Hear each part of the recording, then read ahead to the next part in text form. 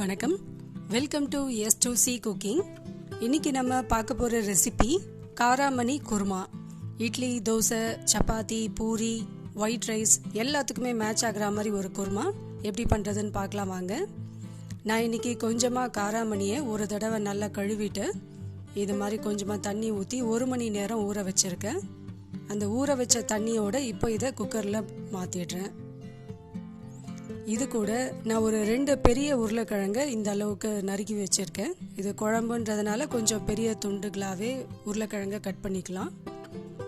இந்த உருளைக்கிழங்கையும் இப்போ இந்த காராமணியோடு சேர்த்துட்டு கொஞ்சமாக உப்பு சேர்த்து ஒரு 1/2 ஸ்பூன் மஞ்சள் தூள் சேர்த்து இதை இப்போ வேக விட்டுட போகிறோம். குக்கரை பொறுத்து இப்போது இந்த குக்கரில் ஒரு 4 விசிலில் காராமணி நல்லா வெந்துடுச்சு. உங்களோட குக்கருக்கு ஏற்ற மாதிரி விசில் வச்சு காராமணியை வேக வச்சு எடுத்துக்கோங்க.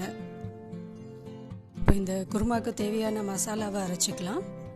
ஒரு கடாயில் 1 ஸ்பூன் எண்ணெய் விட்டுட்டு எண்ணெய் சூடான உடனே 1 ஸ்பூன் தனியா, 1 ஸ்பூன் சீரகம், 1 ஸ்பூன் சோம்பு, 3 காய்ந்த மிளகாய், கொஞ்சமாக இஞ்சி பூண்டு, இது எல்லாத்தையும் ஒன்றா சேர்த்து நல்லா வறுத்துக்க போகிறோம்.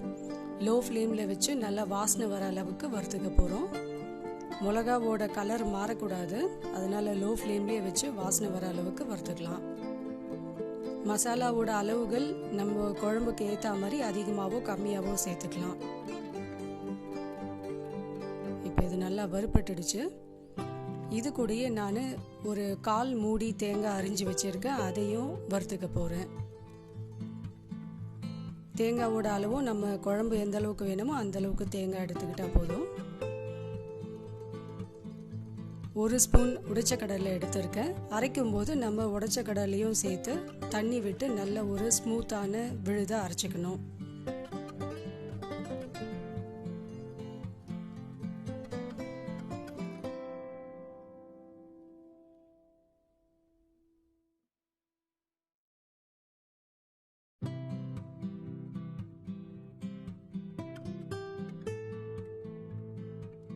இப்போது கடாயில் ஒரு 4 ஸ்பூன் எண்ணெய் ஊற்றிக்கலாம்.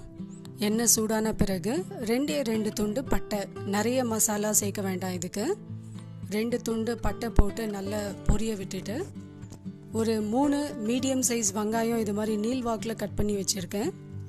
2 மீடியம் சைஸ் பழுத்த தக்காளி, கொஞ்சமாக கருவேப்பிலை, கொஞ்சமாக கொத்தமல்லி நறுக்கி வச்சுருக்கேன். இதில் இப்போ இந்த வெங்காயம் கருவேப்பிலையை போட்டு நல்லா வதக்கிப்போம். வெங்காயம் வதங்கிறதுக்காக கொஞ்சமாக மஞ்சத்தூளும் தேவையான அளவு உப்பும் சேர்த்து நல்லா வதக்கிக்க போகிறேன்.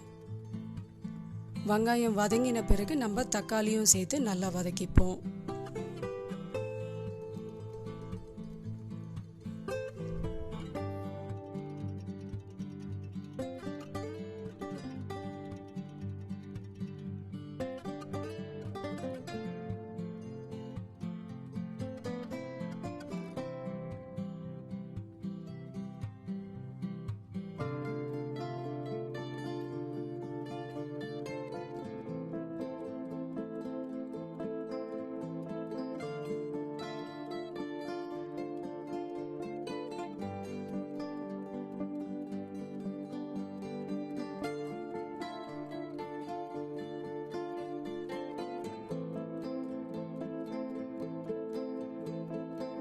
இப்போது தக்காளியும் நல்லா வதங்கிடுச்சு.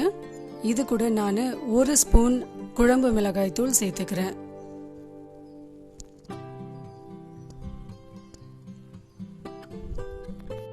மிளகாய் தூளையும் இது மாதிரி லோ ஃப்ளேம்லேயே வச்சு நல்லா வதக்கினோன்னா நல்ல கலர் கிடைக்கும். 1 நிமிஷம் இது மாதிரி நல்லா வதக்கிட்டு கொஞ்சமாக தண்ணி சேர்த்துட்டு நம்ம இதை வேக வச்சிருக்க காராமணியோடு சேர்த்துடுவோம்.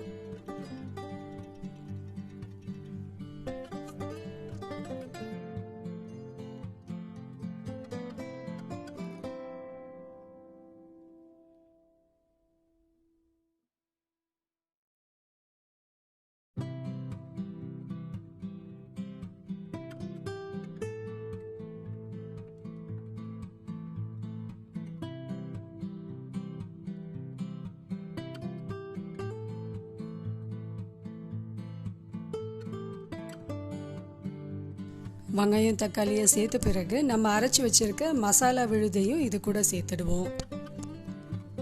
தேவையான அளவு தண்ணியை ஊற்றிட்டு கொஞ்சமாக கொத்தமல்லியை கலந்துட்டு ஒரே ஒரு விசில் வர வச்சுடுவோம்.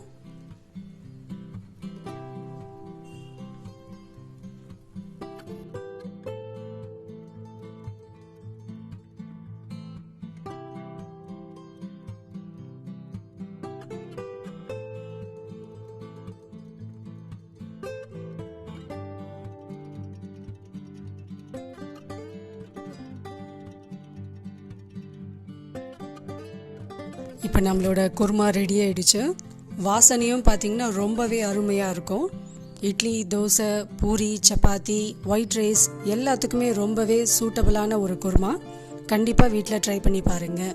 ட்ரை பண்ணி பார்த்துட்டு உங்களோட கமெண்ட்ஸை நம்ம கூட ஷேர் பண்ணுங்கள். தேங்க்யூ.